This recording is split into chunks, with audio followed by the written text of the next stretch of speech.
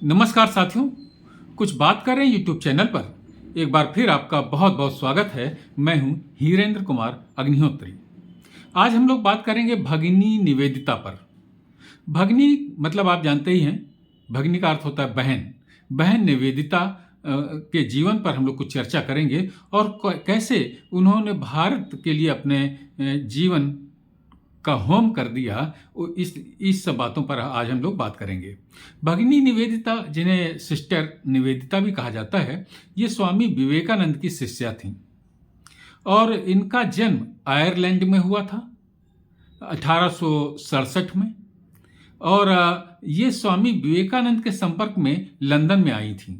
Swami Vivekananda ji London में 1896 में एक व्याख्यान दे रहे थे वेदांत के ऊपर। उन सुनने वालों में ये सिस्टर निवेदिता भी थी। ये इनकी आध्यात्मिक क्षुधा की तृप्ति स्वामी विवेकानंद के संपर्क में रह करके होगी, ऐसा इनको लगा। स्वामी विवेकानंद जी से इन्होंने काफ़ी सवाल जवाब किए और स्वामी विवेकानंद जी के साथ रह करके भारत के लिए कार्य करने की इन्होंने इच्छा जताई। स्वामी विवेकानंद जी को भी एक ऐसे विदेशी शिष्य की आवश्यकता थी जो भारत में रह करके महिलाओं के लिए काम कर सके। स्वामी विवेकानंद जी के बारे में जैसा कि हम सब जानते हैं, उनके मस्तिष्क में देश का कल्याण करने की इच्छा के अलावा और कोई इच्छा नहीं थी। स्वामी विवेकानंद जी ने सिस्टर निवेदिता को ये काम सौंपा कि भारत में रह करके भारत की महिलाओं के लिए आप काम करिए। विवेकानंद जी का ये सोचना था कि भारत की महिलाएं अगर शिक्षित हो जाएंगी तो फिर वो अपनी उन्नति का मार्ग स्वयं प्रशस्त कर लेंगी। स्वामी विवेकानंद की इस इच्छा की पूर्ति सिस्टर निवेदिता ने अपने प्राणपण से किया। वे कलकत्ता में आकर के उन्होंने एक जगह स्कूल खोला और उसमें महिलाओं को शिक्षा देने का काम करने लगी। उन्होंने महिलाओं को शिक्षा देने का काम बहुत ही समर्पण के साथ किया। सिर्फ महिलाओं को शिक्षा देने का ही काम नहीं किया, ये स्वयं एक बहुत विदुषी महिला थी। जब ये लंदन में थी तो ये एक शिक्षिका थी, अखबारों में स्तंभ लिखती थी। इसलिए इनकी जो बौद्धिक क्षमता थी वो बहुत अधिक थी। भारत में आकर के महिलाओं को शिक्षा देने का काम करने के साथ ही साथ इन्होंने गरीब जनों की सेवा की। अकाल पड़ा तो इन्होंने लोगों की सेवा की। प्लेग जैसी महामारी फैली तो अपने प्राणों की चिंता न करके इन्होंने लोगों की सेवाएं की। यानी कि स्वामी विवेकानंद जी का जो ये था कि अपने प्राणों की चिंता न करके दूसरों की सेवा करनी है, उसमें इन्होंने स्वामी विवेकानंद जी का पूरा पूरा साथ दिया। लेकिन इनके अंदर वीरत्व की भावना कूट कूट करके भरी हुई थी। ये एक विदेशी महिला थी, इसके बाद भी भारत की दुर्गति का कारण भारत का गुलाम होना मानती थी। इसलिए इन्होंने उन सभी लोगों का सहयोग किया, उन सभी लोगों का उत्साहवर्धन किया जो भारत की ख्याति को दूर दूर तक पहुंचा सकते थे। जैसे वैज्ञानिक जगदीश चंद्र बसु थे, जैसे कि एक इतिहासकार सरकार थे, सरकार सरनेम था उनका, वो थे। तो इस तरीके से और कला के क्षेत्र में जितने लोग थे उन सबके का इन्होंने सहयोग किया, उन सबका उत्साहवर्धन किया। इस तरीके से इन्होंने भारत में रह करके पूरी तरीके से भारतवासी हो गई। सुख सुविधाओं का पूरी तरीके से इन्होंने त्याग कर दिया और बहुत कम आयु में इनका देहांत हो गया। 44 वर्ष की आयु में 1911 में इनका देहांत भारतवर्ष में ही हुआ, लोगों की सेवा करते करते। तो जैसा कि मैंने कहा कि इनमें वीरता की भावना कूट कूट करके भरी हुई थी। दीनता और हीनता का न तो इनके व्यक्तिगत जीवन में स्थान था और न ही ये चाहती थी कि भारतवर्ष के लोगों में दीनता और हीनता रहे। विवेकानंद जी के विचारों का पूर्ण प्रतिबिंब सिस्टर निवेदिता थी। जैसे कि विवेकानंद जी कहा करते थे नवयुवकों से कि आप अपने शरीर को बलिष्ठ बनाइए। धार्मिक पुस्तकें पढ़ने के स्थान पर आप अपने शरीर को मजबूत कीजिए।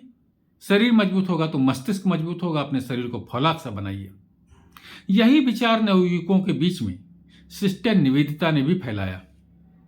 एक बार नागपुर के किसी समारोह में, किसी सभा में इनको अध्यक्ष बनने के लिए आमंत्रित किया गया और वहाँ पर एक क्रिकेट मैच हुआ था। क्रिकेट मैच के जो खिलाड़ी थे उनको इनके हाथों से पुरस्कार वितरण का आयोजन वहाँ के सभा के पदाधिकारियों ने रखा। तो सिस्टर निवेदिता ने उन खिलाड़ियों के प्रति आक्रोश व्यक्त करते हुए कहा कि आप भारतवासी हैं और जिन लोगों ने आपको गुलाम बना रखा है उनका ही प्रारंभ किया हुआ खेल आप खेलते हैं। आप भारतीय खेल खेलिए, फुटबॉल खेलिए, कुश्ती लड़िए, मलखंभ लड़िए, अपने शरीर को मजबूत बनाइए। भारतवर्ष को भग्न शरीर यानी कि कमजोर शरीर वाले नवयुवकों की आवश्यकता नहीं है, इस समय बलिष्ठ शरीर वालों की आवश्यकता है। और मैं चाहती हूं कि आज तो मैं आपको पुरस्कार दे रही हूं, लेकिन कल आप मेरे ही सामने मलखंभ का प्रदर्शन करिए और कुश्ती का प्रदर्शन करिए, भारतीय खेलों का प्रदर्शन करिए। इस तरीके से उन्होंने उन नवयुवकों को प्रोत्साहित किया। वे भारत की दुर्दशा का कारण इस यहाँ की गुलामी को मानती थी और गुलामी तब दूर होगी जब यहाँ के नवयुवकों में गुलामी के प्रति आक्रोश होगा, बजाय कि अंग्रेजों की रीति रिवाजों का और उनके खेलों का समर्थन करने से और उसमें अंग्रेजियत में ढल जाने से। तो इस तरीके की शिक्षा दे करके उन्होंने भारत की नारियों को भी प्रोत्साहित किया और भारत के नवयुवकों को भी प्रोत्साहित किया। कायरता से वह बहुत नफरत करती थी। एक दृष्टांत इस पुस्तक में लिखा है, जो पुस्तक मैं आपको दिखा रहा हूं, मेरे ऊपर देखिए। तो इसमें ही एक दृष्टांत इसमें लिखा हुआ है कि एक दिन वो कहीं टहल रही थी सुबह और उन्हीं के जो रामकृष्ण मिशन मठ के दो सन्यासी भी उनके साथ थे। एक सन्यासी इनके आगे चल रहा था, उसके पीछे ये चल रही थी और दूसरा सन्यासी इनके पीछे चल रहा था। सामने से एक सांड आ गया जो इन्हीं की ओर बढ़ा, तो आगे वाले सन्यासी भाग खड़े हुए और पीछे वाले सन्यासी ने सांड के सामने जाकर के उसका मुकाबला किया, तो सांड भाग गया। तो सिस्टर निवेदिता ने वो आगे वाले सन्यासी का बहुत तिरस्कार किया, बहुत मजाक बनाया उनका। क्या आप अपने आप को पुरुष कहते हैं? और जब मौका आया तो आप भाग खड़े हुए, एक स्त्री की रक्षा नहीं कर सके आप। तो सिस्टर निवेदिता शारीरिक कमजोरी को मानसिक कमजोरी मानती थी और वो चाहती थी कि शरीर बलिष्ठ बने और वीरता के भाव से भारत के नवयुवक भरे रहें। उन्होंने एक जगह नवयुवकों से कहा कि आप जब शरीर से बलिष्ठ होंगे तभी आप स्त्रियों की मर्यादा की रक्षा कर सकेंगे, तभी आप अपने देश को गुलामी की बेड़ियों से मुक्त कर सकेंगे। क्रांतिकारियों के संपर्क में भी सिस्टर निवेदिता रहा करती थी। तो ऐसी महान महिला थी सिस्टर निवेदिता और विवेकानंद जी के लिए पूर्णतया विवेकानंद के विचारों के लिए, उनके उद्देश्यों के लिए पूरी तरह समर्पित थी।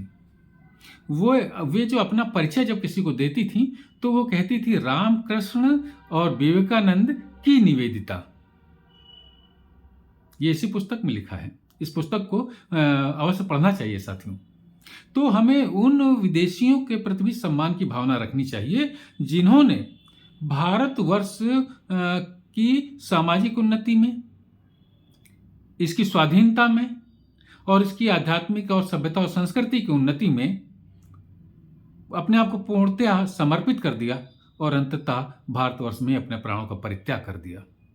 सिस्टर निवेदिता का बहुत ही महत्वपूर्ण स्थान है साथियों हमारे भारतवर्ष में।